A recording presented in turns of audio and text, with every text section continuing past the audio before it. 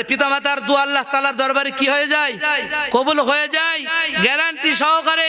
ও সন্তান, ও যুবকরা আমার, আর পিতামাতার সঙ্গে খারাপ ব্যবহার করিও না, তাদের সঙ্গে খারাপ ব্যবহার করিও না, তাদের সঙ্গে উচ্চ আওয়াজে কথা বলিও না, নম্র ভদ্র স্বরে পিতামাতার সঙ্গে কথা বলে। বলেন ঠিক কিনা?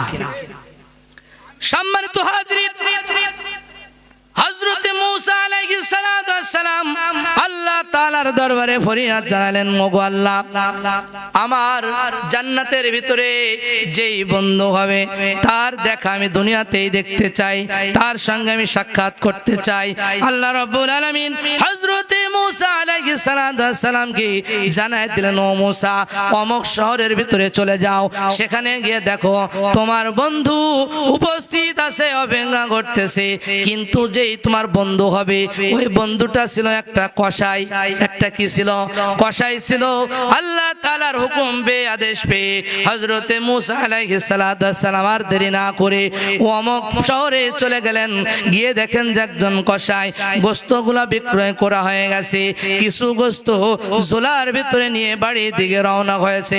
হযরত মূসা আলাইহিস সালাতু ওয়াস সালাম ওই কসাইকে বলতেছে, ভাই কসাই, আমি তোমার বাড়িতে একদিনের মেহমান হতে চাই, আমি তোমার বাড়িতে একদিনের মেহমান হতে চাই। ও কসাই, তুমি কি আমাকে নিবানি?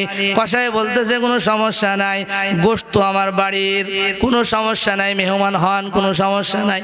কিন্তু আমাদের বাড়িতে যদি মেহমান আসে আমাদের রাগ হয়ে যায়, হয় কি হয় না? গোশের যে দাম, মেহমানদারি কেমনে করব? আছে না নাই এমন মানুষ?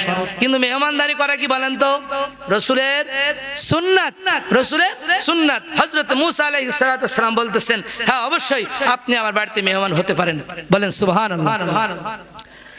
হযরত মূসা আলাইহিস সালাতু ওয়াস সালাম কসাইয়ের সঙ্গে বাড়িতে চলে গেলেন। যাওয়ার পরে দৃশ্যগুলা দেখতেছে যে ঘরের ভিতরে একটা বৃদ্ধা মুরব্বী একটা মহিলাকে বাইর করে নিয়ে আসলো। নিয়ে আসার পরে ওই বৃদ্ধা মহিলাকে সুন্দরভাবে গোসল বানায় দিল। গোসল বানানোর পর শরীরের ভিতরে পোশাক আদি দিয়ে দিল। যেই ঝুলার ভিতরে করে গোশত নিয়ে এসেছিল এই গোশতগুলা সুন্দরভাবে নিজেতে পাকাইলো। পাকানোর পরে যেমন পাখি তার বাচ্চাকে সুন্দরভাবে খাওয়ায় দেয়, অনুরূপ সন্তান মাকে ছোট ছোট করে খাওয়ায় দিল। বলেন সুবহানাল্লাহ। ছোট ছোট করে সুন্দরভাবে খাওয়ায় দিল। খাওয়ানোর শেষে মুখটা পুছায় দিল। দেওয়ার পর ঠোঁট দুটা নাড়লো। নাড়ার পর হযরতে মূসা আলাইহিস সালাতু ওয়াস সালাম যুবক কসাইকে ডাক দিয়ে বলল, যুবক কসাই, এতক্ষণ পর্যন্ত যা কিছু দেখলাম ব্যাপারটা কি ওই বৃদ্ধা মহিলাটিকে একটু বলা যাবে নি? যুবক কসাই বলতেছেন, ওই বৃদ্ধা মহিলা আমার জন্মদাত্রী মা। বলেন সুবহানাল্লাহ। গর্ভধারিণী মা আমাকে এই দুনিয়ার আলো বাতাই দেখাইছে। আমার মা। মূসা আলাইহিস সালাতু ওয়াস সালাম বলতেছে, তুমি যে খাওয়ায় দিলা, খাওয়ানোর পরে যে ঠোঁট দুইটা নাড়ায় নাড়ায় কি বলল? যুবক হাসে আর বলে, আমার মা আমার জন্য প্রতিদিন দোয়া করে, আমার মা আমার জন্য প্রতিদিন দোয়া করে। ওগো আল্লাহ, ও আরশের মালিক, আমার সন্তানকে জামানার নবী মূসা আলাইহিস সালাতু ওয়াস সালামের জান্নাতের সাথী বানায় দিও। সুবহানাল্লাহ বলে, জান্নাতের সাথী বানায়া দিও।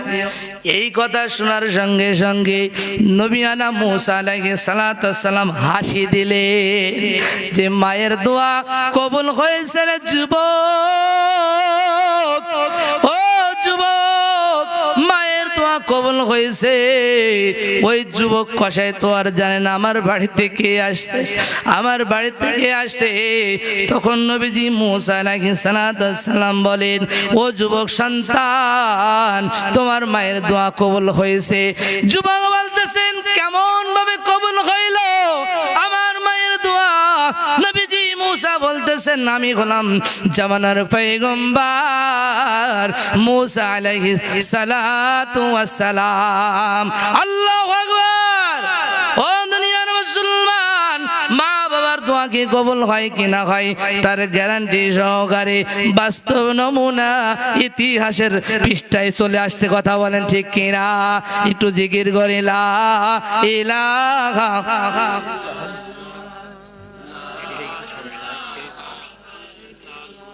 লা ইলাহা ইল্লাল্লাহ, জোরে লা ইলাহা, আর জোরে লা ইলাহা ইল্লাল্লাহ।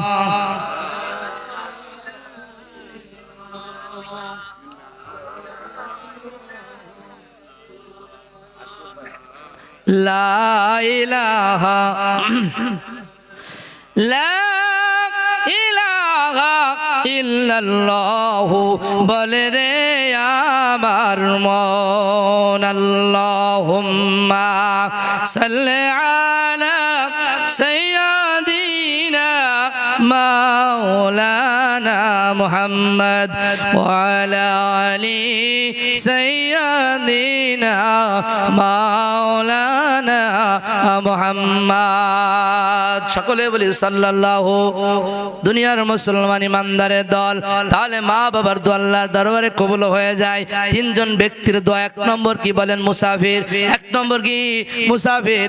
দুই নম্বর হলো মাজলুমের দোয়া। তিন নম্বর হলো মাতা পিতার দোয়া। ও সন্তানের দল, মাতা পিতার সঙ্গে খারাপ ব্যবহার করিও না, মাজলুমের সঙ্গে খারাপ ব্যবহার করিও না। মুসাফিরের জন্য একটু ভালো ব্যবস্থা করিও। বলেন সুবহানাল্লাহ। এটা কোন মাস চলতেছে বলেন তো? কোন মাস? কোন মাস বলেন?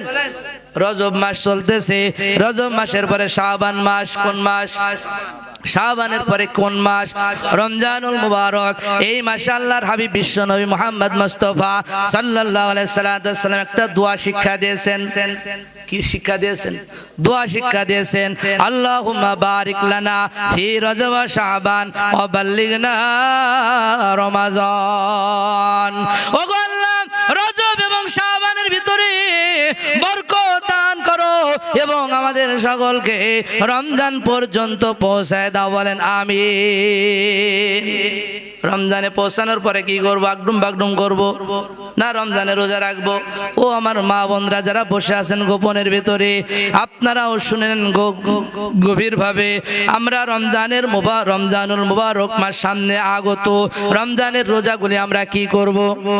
পালন করব। এই যে রজব মাস, এই রজব মাসের ভিতরে আপনার আমার নবী বিশ্ব নবী মুহাম্মদ মুস্তাফা সাল্লাল্লাহু আলাইহি সাল্লাম একটা সফর করেছিলেন।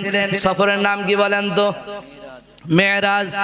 মেরাজ আল্লাহ রাসূল সশরীরে করেছেন। বলেন সুবহানাল্লাহ।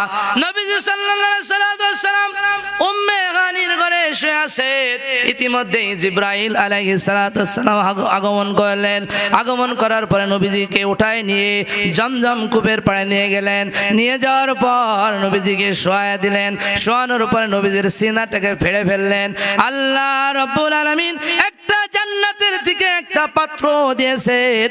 এই পাত্রের ভিতরে ছিল আল্লাহ রাব্বুল আলামিন দিয়েছিল ঈমান এবং হিকমত পরিপূর্ণভাবে দিয়েছিল। আল্লাহ রাসূলের হৃদয়টাকে কলবটাকে বাইর করে ওই পাত্রের ভিতরে জমজমের পানি দিয়ে পরিপূর্ণভাবে ধৌত করে সুন্দরভাবে আবার জায়গা মতো স্থাপন করে দিলেন। বলেন সুবহানাল্লাহ। মুসলমানি বাবাজি ভাইরা আমার, স্থাপন করে দেওয়ার পরে হযরত জিবরাইল আলাইহিস সালাম নবীজির সফরের জন্য একটা পরিবহনের ব্যবস্থা করলেন। যেই পরিবহনের নাম হলো বোরাক। যেই পরিবহনের নাম কি? বোরাক। গাধার চেয়ে একটু বড়, গাধার চেয়ে একটু খচ্চরের থেকে একটু বড় এবং ঘোড়ার থেকে একটু ছোট, যার নাম হলো বোরাক। যার রং ছিল সাদা। এর গতি ছিল চোখের দৃষ্টির শেষ সীমানায়। বলেন সুবহানাল্লাহ। এর এত পরিমাণে গতি ছিল চোখের শেষ সীমানা পর্যন্ত। নবীজি সাল্লাল্লাহু আলাইহি সাল্লামকে নিয়ে ওই মক্কা থেকে মুহূর্তের ভিতরে বাইতুল মুকাদ্দাস ফিলিস্তিনে পৌঁছায় গেলেন। আর একটু সুবহানাল্লাহ জোরে বলেন। বাইতুল মুকাদ্দাসে পৌঁছায় গেলেন। মক্কা থেকে বাইতুল মুকাদ্দাসের দূরত্ব কত আমাদের জানা আছে? কত জানা আছে? হাদিসের ভিতরে আসতেছে 600 কিলো নয়, 3500 কিলোমিটার দূর। বলেন সুবহানাল্লাহ। সেই সময় তেজি একটা ঘোড়া 15 দিন যদি দৌড়ায় মক্কা থেকে বাইতুল মুকাদ্দাসে আসতে পারে, আবার 15 দিন ফিরতে লাগে। বলেন সুবহানাল্লাহ। 1 মাসের যাতায়াতের রাস্তা, সেই যাতায়াতের রাস্তা 1 রাতের ভিতরে আল্লাহ তাআলা কভার করে দিয়েছেন। বলেন সুবহানাল্লাহ। সে আল্লাহ আছে, শক্তি নাই, সব ঠিক আছে, খালি সময়ের ব্যবধান। কথা বলেন ঠিক কিনা? মুসলমানি বাবাজি ভাই আমার, অল্প সময়ের ভিতরে বাইতুল মুকাদ্দাসে হাজির হয়ে গেল, চলে আসলেন। নবীজির সওয়ারিটাকে একটা পাথরের সঙ্গে বাঁধলেন, যেই পাথরের সঙ্গে ইতিপূর্বে যত আম্বিয়া কেরামরা এসেছিলেন, সফর করেছিলেন, পাথরের সঙ্গে বেঁধে রাখতেন তাদের সওয়ারিকে। নবীজি বাইতুল মুকাদ্দাসের ভিতরে ইমামতি করলেন, নামাজ পড়লেন, পড়াইলেন। সালাত আদায় করার পরে নবীজি বাইর হচ্ছেন। আল্লাহর প্রেরিত ফেরেশতা হযরত জিবরাইল আমিন আলাইহিস সালাম 2টা পেয়ালা নিয়ে আল্লাহ রাসূলের সামনে হাজির হয়ে গেলেন। একটার ভিতরে আছে শরাব, আর একটার ভিতরে আছে দুধ। আল্লাহ রাসূলকে বললেন, ইয়া রাসূলুল্লাহ আপনি গ্রহণ করেন। নবীজি আমার দুধের পেয়ালা গ্রহণ করলেন। বলেন সুবহানাল্লাহ। দুধের পেয়ালা গ্রহণ করলেন। নবীজি গ্রহণ করার পরে জিবরাইল আমিন বলতেছেন, ইয়া রাসূলুল্লাহ, ইয়া হাবিবাল্লাহ, আপনি আপনার উম্মতের জন্য সঠিকটাই বেছে নিয়েছেন এবং হিকমতপূর্ণ কাজ করেছেন। বলেন সুবহানাল্লাহ।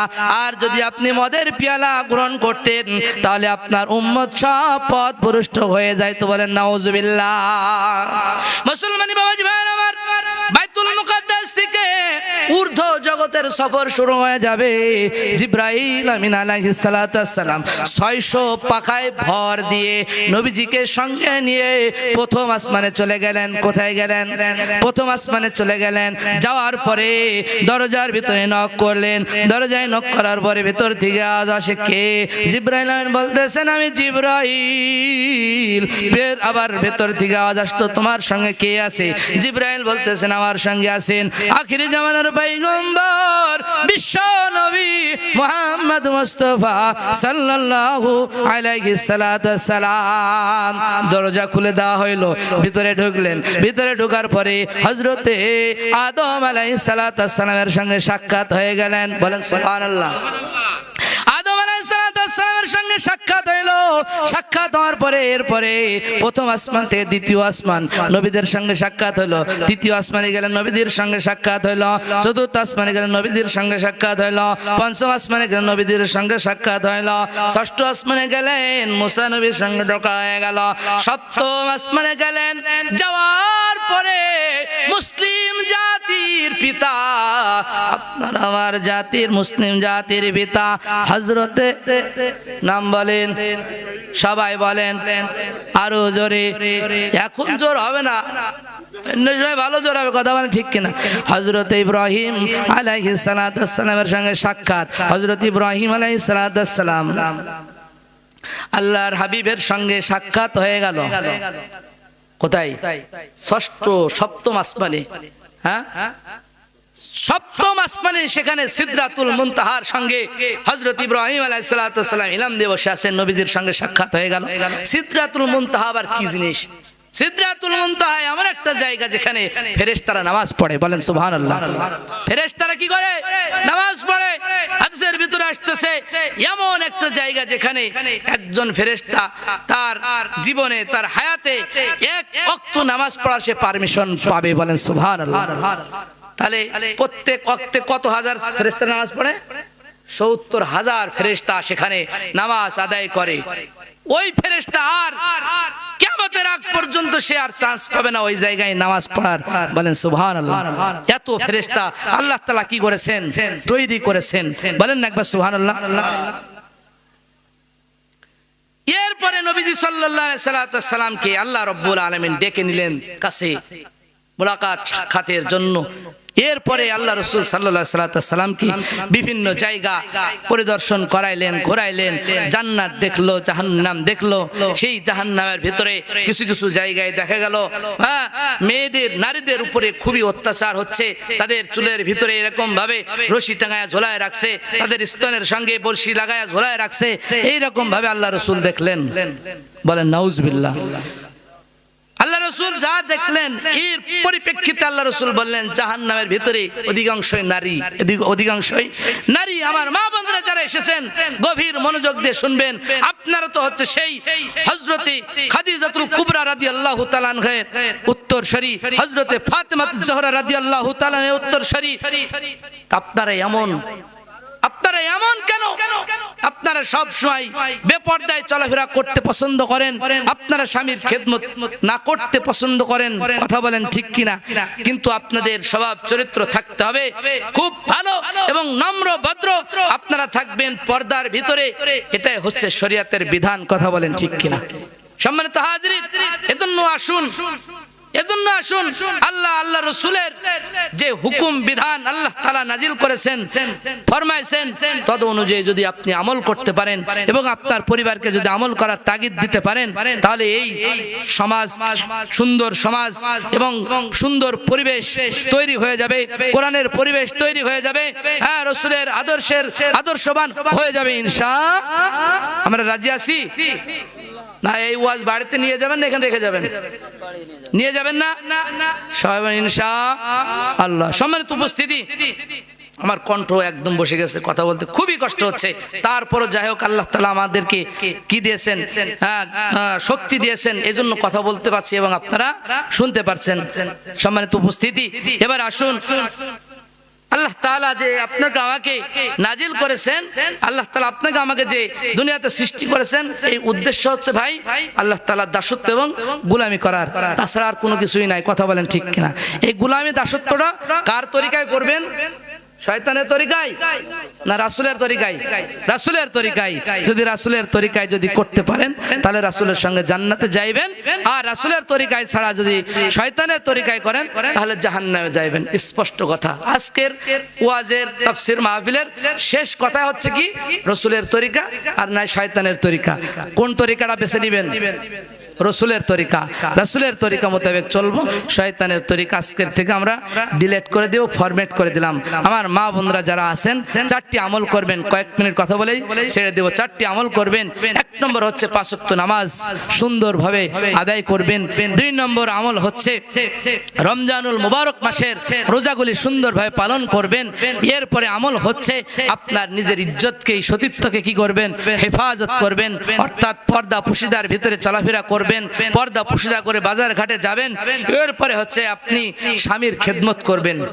কার স্বামীর? নিজের স্বামীর না পরের স্বামীর? নিজের স্বামীর খেদমত করবেন, পরের স্বামীর খেদমত করতে যায়েন না, গেলেই কিন্তু মুসিবত, আগুন ধরে যাবে। কথা বলেন ঠিক কিনা? এজন্য নিজের স্বামীর খেদমত করবেন।